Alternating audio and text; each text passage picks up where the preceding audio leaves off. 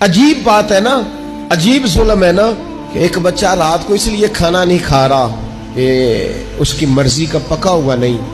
और एक तरफ मेरे ही वतन में उस वीडियो ने भी मेरी चीखें निकलवा दी, जिसमें एक बेटी, और उसकी उम्र भी बिल्कुल उतनी है जितनी मेरी बेटी की उम्र है, उससे वो साफी पूछता है, पाँव उसके नंगे हैं और पाँव पे कीड़े चढ़ रहे हैं, पानी जो चारों जानब है, तो उससे पूछता है पुत्र क्या चाहिए? वो कहती है सिर्फ रोटी खानी है, कोई मुतालबा नहीं, कोई मुतालबा नहीं, रोटी दा दुख न पूछो, ये रोटी बंदा खा जाती जी, रोटी बंदा खा जाती। तो